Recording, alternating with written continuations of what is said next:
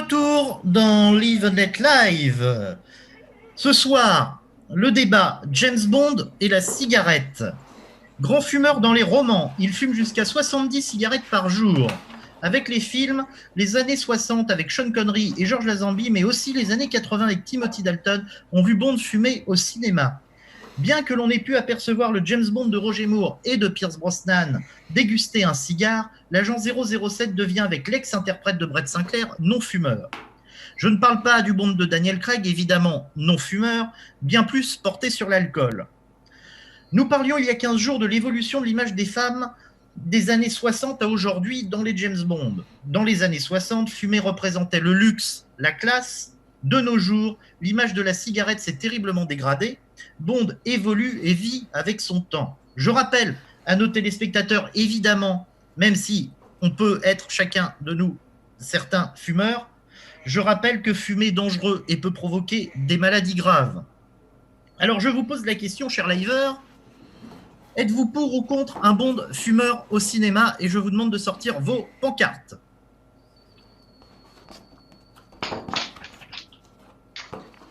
Alors, Patrice est pour et contre, Dominique est pour, Emmanuel est contre, José est pour et contre également.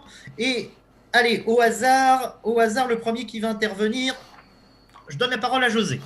Alors, bon, tout d'abord, comme tu l'as très bien dit, Mathieu, il y a besoin de préciser que sur l'article 35.12 et suivant du Code de la santé publique, le tabac présente une forte addiction et est dangereux pour la santé, voire mortel, avec les risques de maladies cardiovasculaires, arrêt cardiaque, AVC, etc., etc. Je le dis clairement, bien qu'étant fumeur depuis l'âge de 22 ans, c'est-à-dire quasiment un quart de siècle, le tabac, et permettez-moi de le dire, au risque de choquer nos auditeurs, c'est une véritable merde. Comme tu l'as très bien dit, Mathieu, et il faut encore le dire et le répéter, malgré que je sois moi-même un fumeur totalement invétéré. C'est pour ça, José, je te coupe, excuse-moi. Il faut bien le préciser que le tabac est dangereux, que c'est addictif, que ça peut mener à la mort et par la mort à des maladies graves. Mais il faut que ce débat soit aussi sans langue de bois là-dessus. Absolument. Et le repréciser, on le reprécisera durant Absolument. Et donc, je vais vous préciser un petit peu ma position. Pourquoi je ne suis ni pour ni contre un retour d'un 007 fumeur? Car, et là encore, tu l'as très bien dit, Mathieu, à quelques rares exceptions près, le tabac, moi je considère que c'est pas un trait de caractère significatif du Bond cinématographique, contrairement au Bond littéraire. Les deux rares exceptions notables demeurent dans les films On ne vit que deux fois et Permis de tuer, où la cigarette, elle présente un intérêt cinématographique et scénaristique. Dans On ne vit que deux fois avec la cigarette qui lance un micro-missile, et dans Permis de tuer où il s'en sert comme détonateur pour faire exploser la vitre par balle de Franz Sanchez. On pourra aussi parler dans Dr. No de Monsieur Jones qui préfère casser une cigarette imbibée de cyanure pour se donner à mort. Mais là, pour le coup, on sortira quelque peu du sujet. D'ailleurs, il faut constater que depuis Les Diamants sont éternels, Bond est devenu altérativement fumeur ou non fumeur selon ses interprètes. Il fume dans les deux films de Dalton, tu l'as dit. Il fume dans les deux premiers films de Roger Moore, le cigare. Roger Moore, après, par choix personnel, a arrêté la cigarette, mais a continué à fumer le cigare. Dans les deux derniers films de Sean Connery, que sont Jamais plus jamais et Les Diamants sont éternels, Bond devient non-fumeur. À l'époque de Brosnan, il peut lui arriver de fumer, et dans les films de Craig, il est clairement non-fumeur. Et on l'a vu, dans le monde occidental, la politique anti-tabagique contraindrait les producteurs à mettre des panneaux d'information, à l'instar de ce qui avait été fait dans le générique de fin de Permis de tuer en 1989, voire carrément à être obligé par le MPA américain de pratiquer la censure.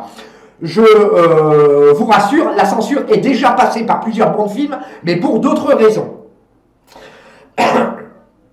Après, pour en revenir au Bond littéraire, selon les cas de figure, il faut quand même préciser que le Bond de John Garner, à partir de 1981, selon les cas de figure, est nettement moins un fumeur invétéré que celui de Fleming. D'ailleurs, Garner le précise en 81 dans Permis renouvelé, que Bond a renoncé dans la majorité des cas à la consommation d'alcool et a réduit de manière drastique sa consommation de cigarettes. Là où le Hérodian Fleming, justement, avait profité de son étui à cigarette pour se protéger d'une balle tirée par un ennemi. Alors les héros fumeurs, tu l'as dit Mathieu, étaient sans doute en vogue dans les années 60, 70. Je ne pense pas très honnêtement que ça soit encore le cas au XXIe siècle. même si nous avons vu en 2002 un Pierce Brosnan fumer le cigare dans Domaine meurt jamais. Je ne dis pas que 007 doit être un modèle de vertu pour la jeune génération, mais ce trait de caractère particulier, c'est-à-dire le tabac, à mon sens, ne présente absolument aucun intérêt.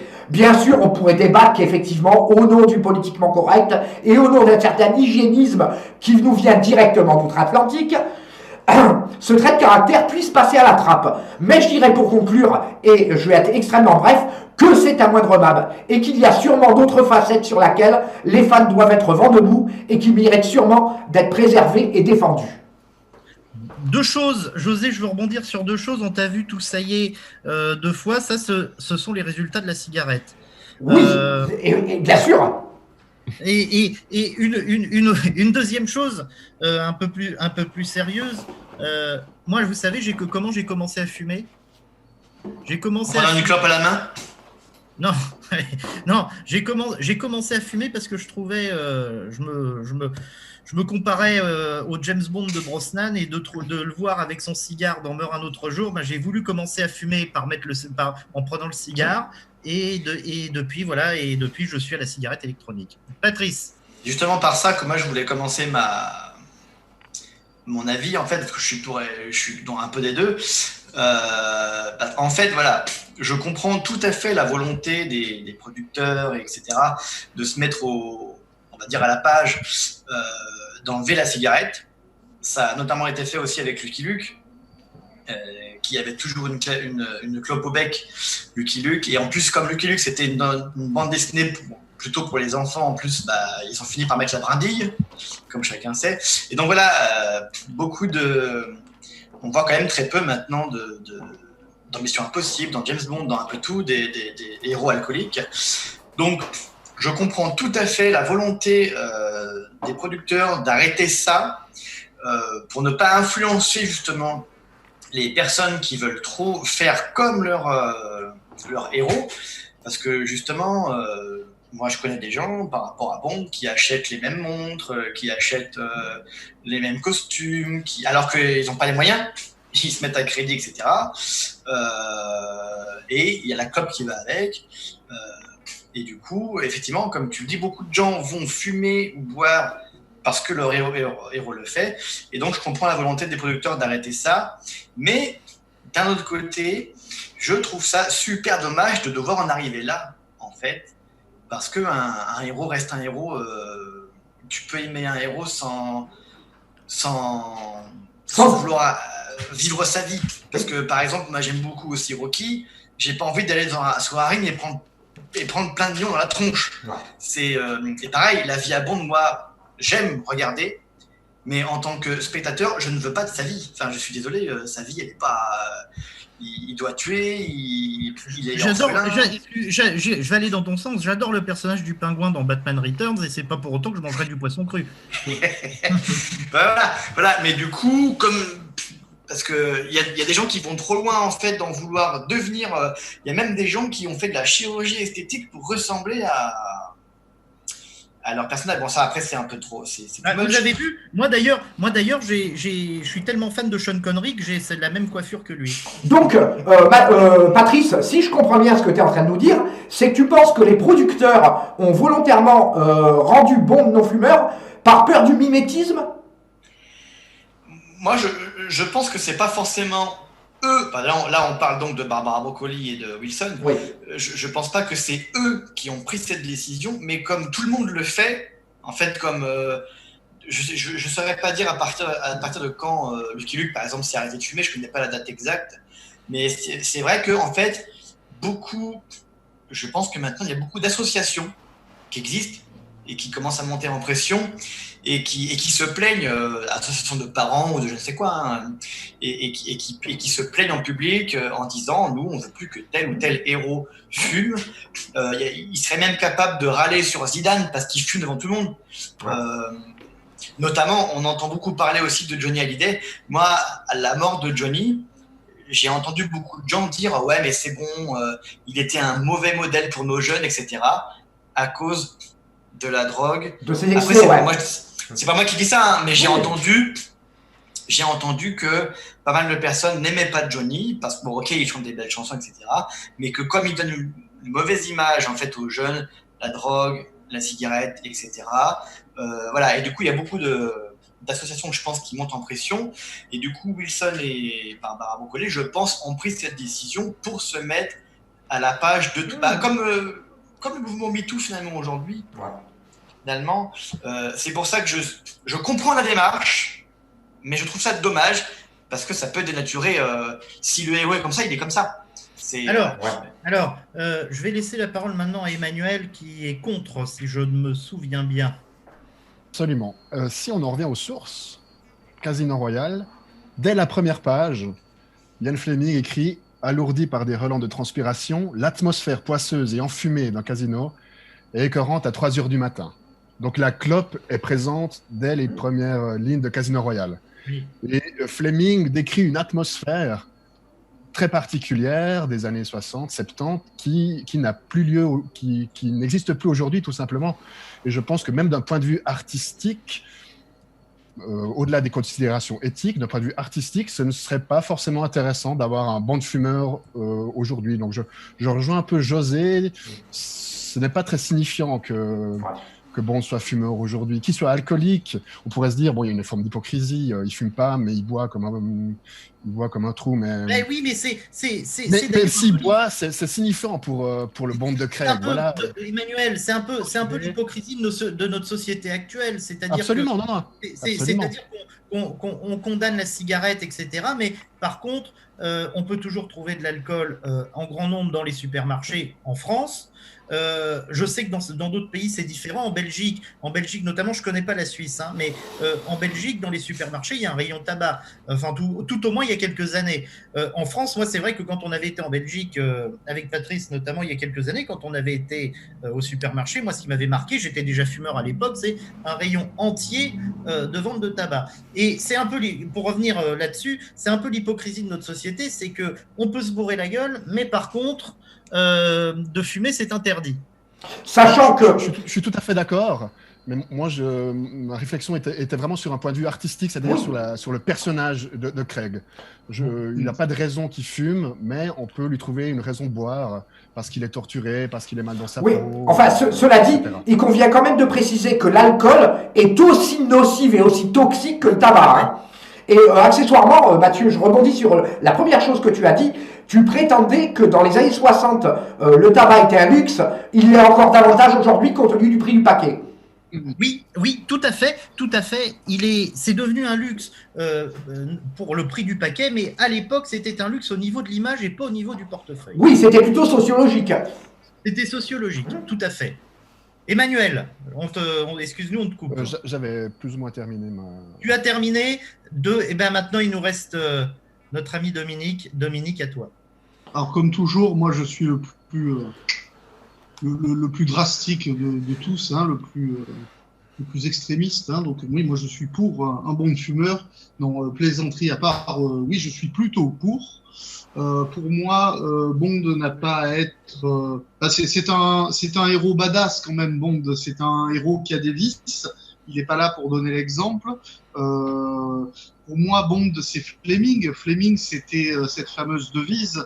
Je ne perdrai pas mon temps à essayer de prolonger mes jours. Je ferai bon usage de ceux qui me sont accordés. Pour moi, Bond a un goût pour le danger autant dans sa profession que dans ses comportements. Fleming fumait énormément. Fleming fumait énormément, il buvait beaucoup. Fleming fumait énormément. C'est ce qui l'a tué. Oui, d'ailleurs, ouais. Et ça l'a tué. Et je pense que pour moi, le Bond que j'affectionne, le Bond littéraire, joue avec sa vie sur ce plan-là aussi. À titre personnel, j'ai été longtemps fumeur. Ça fait une dizaine d'années que j'ai arrêté. J'en fume une occasionnellement de temps en temps. Donc, j'ai du mal à croire que les gens soient assez crétins pour... comment dire, être... Excuse-moi Mathieu, parce que du coup, tu as dit que tu avais commencé à fumer. Mais j'ai du mal à croire que ça ait une incidence. Moi, je suis pas pour ce truc d'infantiliser les gens, de dire on va pas leur montrer ça à la télé parce que sinon ils vont croire qu'ils vont faire la même chose. Donc voilà, moi je préfère que Bond fume. Je préfère que Bond soit ce personnage qui en a rien à foutre de sa santé. Sinon, on peut aller très loin avec ça. Effectivement, on peut lui faire arrêter l'alcool, on peut lui faire arrêter plein de trucs. Mais j'en fais pas une maladie qu'ils aient arrêté la clope. D'ailleurs, après, je vais passer la parole à Emmanuel parce qu'il veut rebondir sur ce que tu as dit. Tu dis oui, on peut lui faire arrêter l'alcool, etc. Ben, dans Spectre, on lui a proposé un enzyme prosylectique qui ira directement. Il dit autant le jeter direct, évitons une étape. Emmanuel, tu voulais rebondir. Alors oui, je suis tout à fait d'accord avec toi, Dominique. Pour moi, Bond ne doit pas être un parangon d'exemplarité. Par contre, si on prend le Bond de Craig, tu crois vraiment que la cigarette apporterait une plus-value par rapport à ce que le Bond de Craig est déjà, c'est-à-dire un alcoolique, trompe-la-mort, cascadeur, casse-cou. Tu crois vraiment que la cigarette pourrait vraiment apporter quelque chose dans un monde où moi, tu regardes autour de toi, alors, les gens fument de moins en moins. C'est là où j'allais en venir, Emmanuel. Le fait de ne pas l'avoir vu avec une clope ne me manque pas, en fait. C'est ça que je veux dire. Je veux dire, à la base, quand Craig a été désigné, à un moment donné, on s'est dit, attends, le mec, il est blond, et en plus, il va rien faire de ce que James Bond... Au départ, il n'y avait aucune photo promo en smoking, et en plus, on te dit, il fumera pas non plus. Tu vois, je me dis, tiens, ils te disent qu'ils vont en faire un retour aux sources, mais pas du tout. Mais en fait, si tu regardes bien, il y avait déjà des épisodes avec Sean Connery dans les années 60 où on ne le voyait pas fumer. Si je ne dis pas de bêtises, dans Opération Tonnerre, on ne le voit pas cloper. Donc, ça manque pas au film. Exactement. Et même dans les films précédents, on le voit pas beaucoup fumer. Non, c'est accessoire, hein, finalement. Voilà, en regard du nombre de clopes qui fument dans les romans, on le voit dégainer 1 ou 2 clopes dans les films précédents, Sean Connery. Dans Les Diamants sont éternels, il me semble qu'il fume pas. Non. Donc, il y a un moment qu'on est habitué à pas voir fumer Bond à l'écran, à pas le voir fumer du tout, ou pas beaucoup. Donc, du coup, effectivement, on a appris à s'en passer. Mais sur le principe, moi, je suis pour coller le plus possible à l'œuvre de Fleming, donc je serais plutôt pour. Voilà. Si on a supprimé ça pour faire le bon exemple, c'est le principe qui ne me plaît pas. Alors, messieurs, on a quelques réactions sur ce débat. 007 Corsica qui dit les cigarettes les plus connues sont celles de Timothy Dalton qui font sauter la vitre et celles du Dr No avec le poisson dedans. Effectivement, José, quand tu parlais de Timothy Dalton qui est revenu à la cigarette, notamment justement dans Permis de tuer, il s'en sert comme gadget. On connaît tous les gadgets des cigarettes explosives.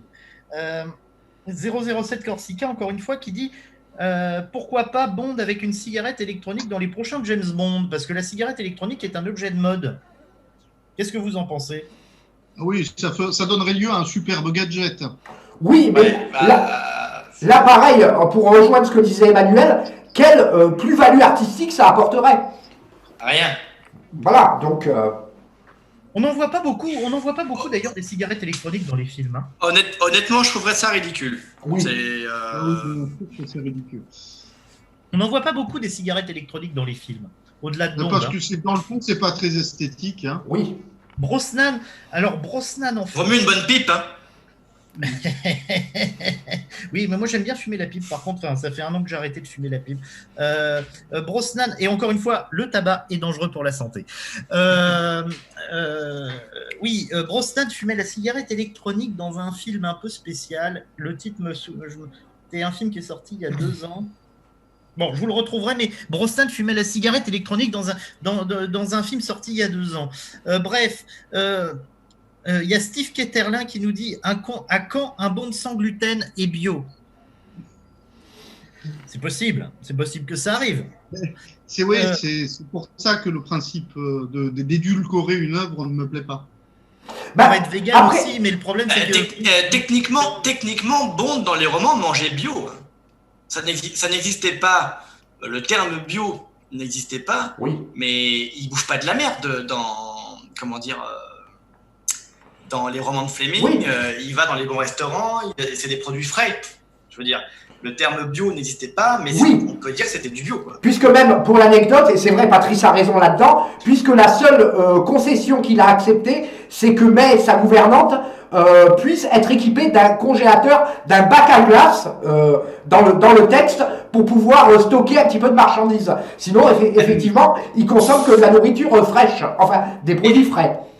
C'est un peu ce qui est d'ailleurs contradictoire avec le Bond de Fleming, c'est qu'il fume comme un pompier, il boit comme un trou, mais au niveau de la bouffe, il ira pas bouffer de la merde. Mais Oui, absolument. Entre la bouffe... Il va devenir Vargas. Pardon, il faut quand même préciser que entre manger quelque chose de mauvaise qualité et quelque chose de très bonne qualité, ça ne veut pas dire manger bio. Ça veut dire sur la traçabilité du produit, sur la qualité du produit, comment il a été amené. Le bio, c'est une question de ne pas avoir de pesticides, une certaine façon de produire. Comment dire, d'éduquer sa viande sans. Par exemple, quand tu vas manger du bœuf, c'est de ne pas avoir d'antibiotiques. Oui. C'est sur l'agriculture, c'est de ne pas avoir de pesticides, mais tu peux avoir d'excellents produits de qualité sans qu'ils soient forcément bio. Biologique. Mais et Tu justement. peux bouffer des produits de bonne qualité et te boucher les artères quand même. Oui, ben bien sûr, bien sûr. Mais je voudrais quand même revenir sur quelque chose, moi, qui me semble important, et au risque vous allez peut-être croire que je radote ou je répète toujours la même chose, mais ce qui est très intéressant dans le héros de Garner, c'est que Garner avait peut-être anticipé les grandes tendances modernes au niveau des mœurs, puisque son monde avait ralenti la cigarette, avait renoncé presque totalement à l'alcool, etc. Donc Garner était peut-être plus... comment dirais-je, peut-être qu'il voyait plus les choses en avance que pouvait les voir Fleming, par exemple. José, on ne pense pas que tu radotes, on en est sûr. Non, après, vous pensez ce que vous voulez. Alors, le meilleur exemple justement dans Opération Tonnerre, le meilleur exemple pour résumer, c'est Vargas. Il ne boit pas, il ne fume pas, il ne fait pas l'amour. Oui, voilà. On va dire, bon, il va devenir comme lui, hein. Alors, on a Alex007 qui nous suit au-delà du politiquement correct. Un agent tel que 007 possède, entre autres qualités, une condition physique hors du commun, et cet élément n'est pas possible pour un fumeur régulier. Alors, ça peut c'est pas faux. Ça mais c'est totalement vrai. En 1998, l'équipe de France championne du monde de football. Donc, ce sont des sportifs de haut niveau. Comptaient parmi elles des fumeurs. Zidane est fumeur. Zidane est fumeur. Emmanuel Petit est fumeur. Et ne parlons pas de Fabien Barthez, qui fumait un paquet, voire un paquet et demi par jour. Et également Bernard Lama, qui avait eu une polémique à l'époque sur le fait qu'il fumait une cigarette qui fait plus rire que la normale. Effectivement, avec le recul et l'avancée des connaissances, effectivement, on se dit que le sport de haut niveau, un athlète comme James Bond, parce que c'est un athlète comme James Bond, de fumer autant qu'il fume, comme dans les romans, 70 cigarettes par jour, on peut se dire que ça ne va pas avec une condition physique hors du commun. Oui, ça c'est vrai. Mais dans les romans, il fume, mais en même temps, il te précise il te montre comment il se remet en forme avec ses exercices douche froide, enfin, le coup de la douche froide, de la douche glacée suivie de la douche brûlante, ou c'est l'inverse, je ne sais plus, ses étirements, voilà, Bond, il sait aussi comment éliminer un peu la cigarette. Et les 2 sessions d'entraînement à Beau Désert, dans Vivre et laisser mourir et Docteur No. Après, Emmanuel, attends, Patrice, Emmanuel avait demandé la parole, je crois. Oui, juste une petite remarque. On peut je me grattais. On peut faire une petite différence entre la cigarette et le cigare. Ça fait longtemps que Bond ne fume plus la cigarette, qui est connotée très négativement. La cigarette, c'est ce qu'on fume très régulièrement, c'est mauvais pour la santé. Le cigare, à la limite, c'est un petit plaisir qu'on se fait de temps en temps. C'est peut-être pour ça que ça a moins choqué quand Brosnan a fumé un cigare dans un autre amour. Peut-être. On a vu Daniel Craig fumer un cigare sur le tournage de No Time to Die aussi. Ça n'a pas fait les grands titres. Non, et Roger Moore, de toute façon, fumait régulièrement de cigares sur tous ses tournages. Hein. Mmh. Ah bah, Roger Moore, de toute façon, était un grand fumeur de cigares et puis buvait aussi beaucoup de vin. Oui. Ouais. Il mangeait beaucoup de foie gras. Oui. Ah bah, il défendait le foie gras, mais il disait qu'il en mangeait. Marie-France nous a dit qu'en fait, il en mangeait. Hein. Il a fait la pub. La dernière fois. Vous voyez, on suit nos émissions quand même, chers téléspectateurs. Hein. Vous voyez, on arrive à se souvenir de choses que nous ont dit nos invités prestigieux. On a Damien Nassiri qui nous fait coucou. Il dit « Je vous suis en direct d'Auxerre, vous êtes tous beaux. Fume pas de cigarette, Damien, c'est dangereux pour la santé. Tu risques d'avoir de terribles maladies. » On a Steve Ketterlin qui nous dit « Je comprends ce que vous dites, mais dans ce cas-là, il doit, en parlant de Bond, arrêter la cigarette, l'alcool et manger bio. » Emmanuel. Non, pas l'alcool. Enfin, en tout cas, pas le Bond de Craig. C'est essentiel à son personnage, je pense. Ben, il n'est pas alcoolo non plus. Il n'est pas alcoolo non plus. Non. C'est la première fois qu'on voit. C'est la première fois qu'on dans Skyfall, c'est la première fois qu'on voit James Bond complètement bourré. Hein. C'est dans Quantum of Solace. Dans l'avion. Oui, enfin, bourré. Attention, dans l'avion. Dans l'avion, oui, dans Quantum of Solace. Il est ivre. Il est clairement ivre. Ouais, mais il se met pas tout nu sur la table. Enfin, il se maîtrise quand même. Je veux dire, il n'est pas non plus. Non, mais il a un bon bagage. Il a un trop bon gabarit pour être. Oui, mais à ce moment-là, on va dire que c'est justifié. Je veux dire, c'est pas gratos. C'est pas je suis bourré, c'est pas un film de jeune, je suis bourré gratuitement parce que je me suis mis une caisse. Absolument, oui. C'est justifié par l'émotion, je veux dire. Mais il pense à Vesper, ça a du sens.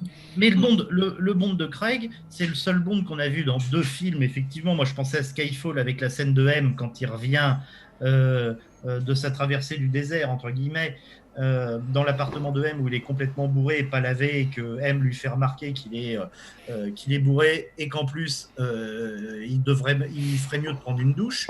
Et effectivement dans l'avion en pensant à Vesper où Matisse lui dit t'en es à ton combien, j'en suis à mon 6e et Matisse lui dit tu sais j'ai des pilules, il y a des pilules pour tout, même pour faire oublier. Donc James Bond est dans Quantum of Solace. Je trouve cette scène particulièrement belle dans Quantum of Solace.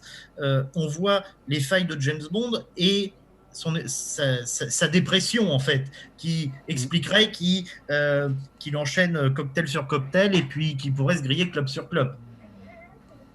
Mais effectivement, on en revient au sujet du début. Patrice le disait très justement, qu'on ne voit pas Tom Cruise fumer dans Mission Impossible, on ne voit pas Batman fumer. Ce serait un peu. Tous les films, je prends l'exemple de Batman, mais on voit pas Spider-Man, etc. Bon, après, les super-héros n'ont jamais fumé en fait. Tous les blockbusters, c'est pas vrai, t'as des super-héros qui fument, Deadpool par exemple. Mais lui un peu spécial. Deadpool, c'est aussi différent. Emmanuel. Oui, bon, ces grosses productions, c'est des grosses machines à fric, et je pense que les producteurs, vous pensez à Wilson et Broccoli, ils ont simplement envie de se mettre 10 associations à dos. C'est peut-être simplement ça aussi. Ça règle le problème. Et d'ailleurs, c'est vrai qu'il y a quelque chose qui vient de remonter par un des liveurs que je connais, enfin un des auditeurs que je connais très bien, et c'est vrai qu'il y a un trait de caractère aussi qui a complètement disparu des films, c'est que dans les romans de Fleming, Bond est quand même un camé notoire. Oui. Et ça, c'est vrai que, fort heureusement, ce trait de caractère a complètement été effacé. Oui, ça, celui-là, à l'écran, il n'était pas envisageable. Encore que la benzédrine, on peut admettre que c'est plus un stimulant qu'une drogue en tant que telle. Oui. Et alors, on a, pour terminer, parce qu'on a bientôt fini cette séquence, on a un Marc Morat. Oui, que je connais très bien d'ailleurs. Que tu dois connaître très bien, c'est peut-être lui que tu nous parlais. Absolument.